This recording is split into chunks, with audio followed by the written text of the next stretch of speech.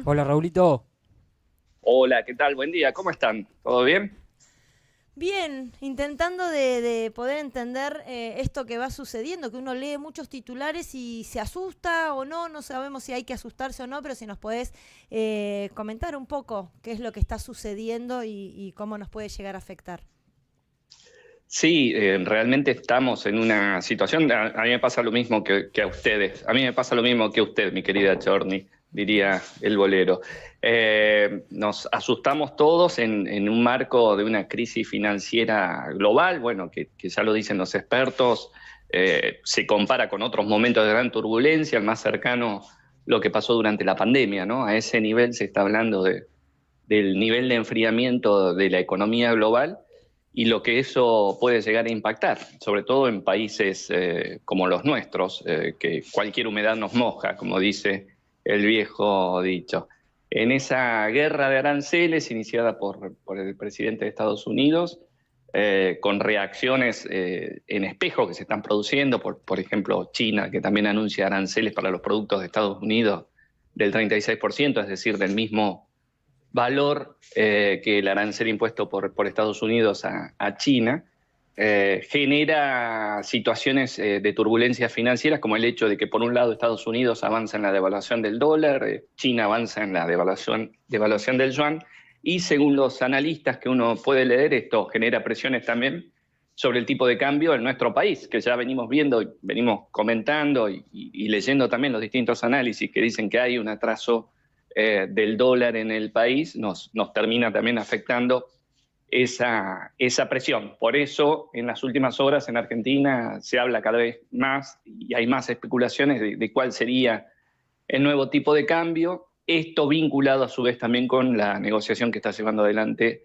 el gobierno con el FMI y las condiciones que impondría el fondo en ese acuerdo, ¿no? Pero para no irnos del foco del tema, ya hoy, por ejemplo, se dice que en el marco de esta crisis financiera global, posiblemente esa ayuda que está esperando el gobierno de parte del FMI con un primer desembolso de 8.000 millones de dólares ya no sea suficiente, ya no alcance, digamos, para sanear la turbulencia financiera que venía atravesando el país previo a esta crisis.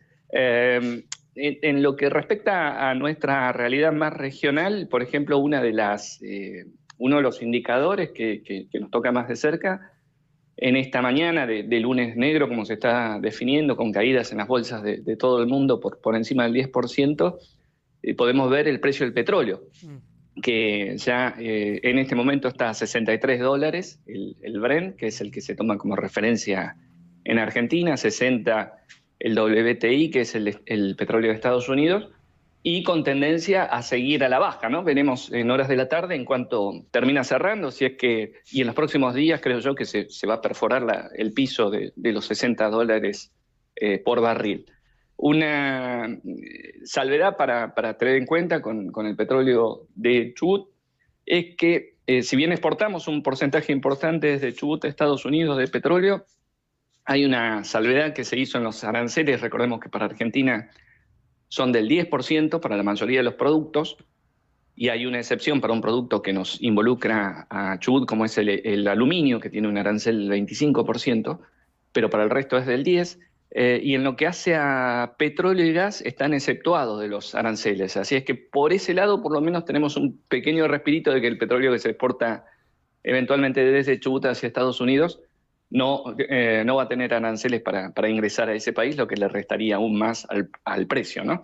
Pero sí la alarma preocupante que está sonando por estas horas en lo que tiene que ver con esa caída de precio generalizada desde el petróleo, como digo, $63. Si le restamos el 8% de retenciones a la exportación, ya el petróleo en este momento de la provincia del Chubut está cotizando por debajo de los $60, con todo lo preocupante que esto implica ya para la crisis que veníamos atravesando por factores propios de la macroeconomía local, ¿no? Ustedes me dicen si hasta acá estamos claros, si está saliendo bien, Sí, está claro. bueno, o tocamos algún punto más en específico. Está claro. Raúl, preguntarte por acá, en este nuevo orden quizás mundial que lidera Trump con estas decisiones de las retenciones y que también están empezando a tomar estas decisiones otros países, nos marca por ahí un parámetro de que esto es un poco el fin de la globalización, cuando nosotros tenemos un presidente que es un globalizador extremo. ¿Se pueden esperar algunas decisiones más proteccionistas de parte de nuestro presidente en los próximos días, o para dónde va todo esto? Yo creo que ¿cómo te va, Seba?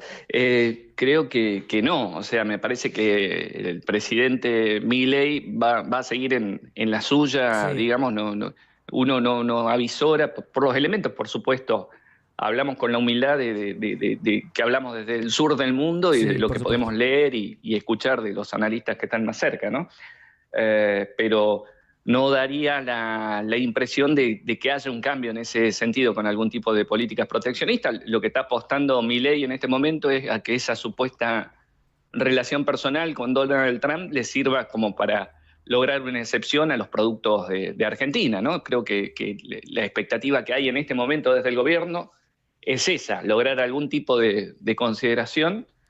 Ya hay 50 países, dijo Donald Trump, que le han pedido excepciones al establecimiento de los aranceles y bueno, obviamente Argentina va a ser uno de ellos.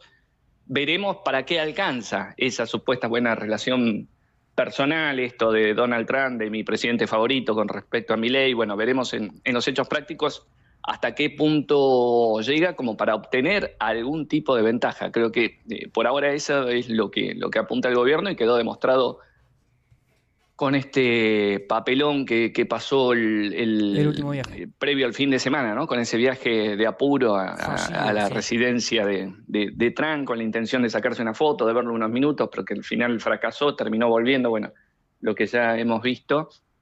Pero digo, eso demuestra esa especie de desesperación del gobierno por acercarse y lograr algún tipo de entendimiento, además, por supuesto, de que se termine de poner la firma al acuerdo con el Fondo Monetario Internacional, que es lo que también el gobierno está apuntando por estas horas como tabla de salvación, digamos, en estas semanas de turbulencia financiera que ya viene atravesando de por sí, por factores propios de la economía argentina, pero que se ven agravados en este mar turbulento que estamos teniendo tan de fondo, ¿no? La última de mi parte, Raúl. Recién ponías de ejemplo un poco a Luar. Uh-huh. Del 100% de lo que fabrica Luar, el 40% lo exporta a Estados Unidos.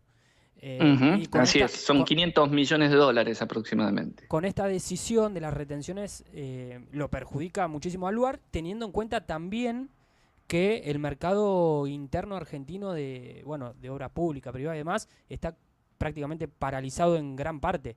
Estamos hablando de uno de los grandes perjudicados que está en nuestra provincia, ¿no? Sí, así es. Es buena la salvedad, por eso lo traía también. Y Aluar, por producir aluminio, al igual que el acero, tienen ese 25% de aranceles que ya se impuso desde el mes de febrero. Esto generó algunas especulaciones de cómo podría llegar a afectar la producción. Yo estuve hablando en los últimos días con gente cercana a la empresa, me decían que por ahora no ven efectos, por supuesto que hay preocupación, están evaluando cómo evoluciona toda la situación. Hasta el momento no ha habido afectación de la producción y me decían no hay una proyección de decir a partir de tal mes vamos a tener que reducir la producción, pero están monitoreando muy de cerca, no sería extraño, digamos, porque ¿qué es lo que pasa al mismo tiempo? Trump impone aranceles del 25%, pero obliga a las compañías productoras originarias de esos productos importados a absorber ese mayor costo del 25%.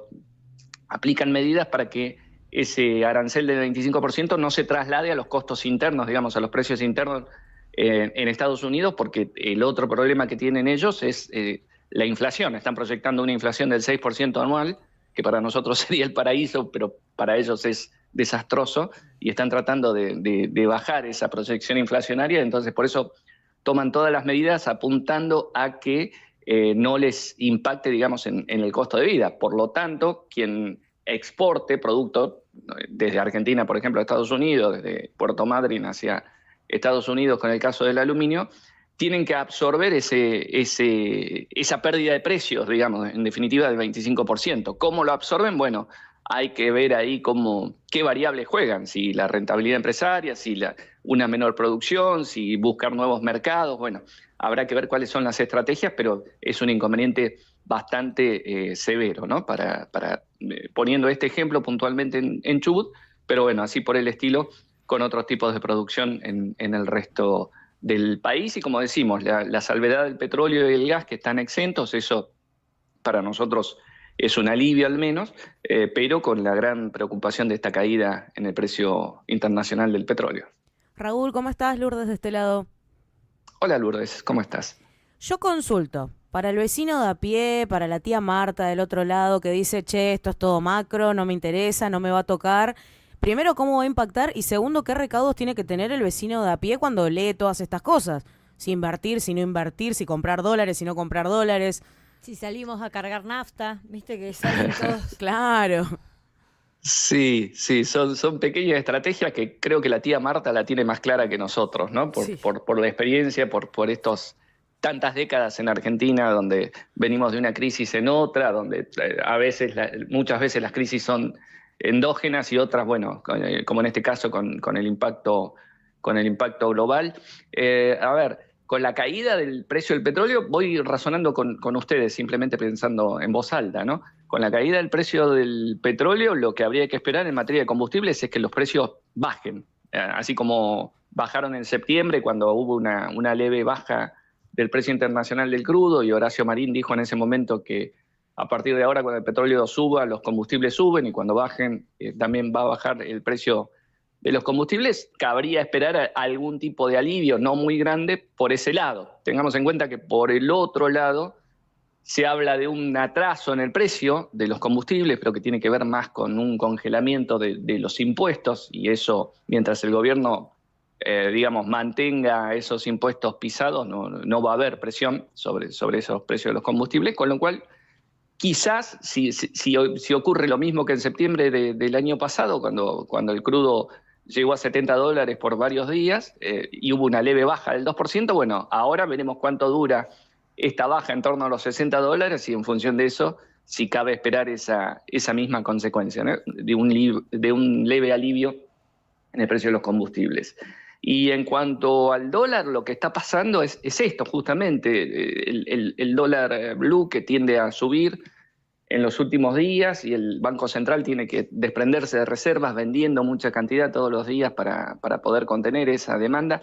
Tiene que ver con eso, con ese temor de grandes inversores y también de pequeños ahorristas, como la tía Marta, como la persona que tiene una mínima capacidad de ahorro y dice, bueno, compro un billetito verde para preservarme, porque hay una expectativa instalada de que el tipo de cambio se va a modificar. Esto en función del acuerdo con el FMI, en función de que el FMI ha cuestionado el ritmo de devaluación que viene lento en Argentina, de acuerdo con esa mirada que pasó del 2% hasta enero del año pasado, hasta enero de este año, al 1% en febrero último, y eso te genera un mayor retraso del dólar frente a la inflación.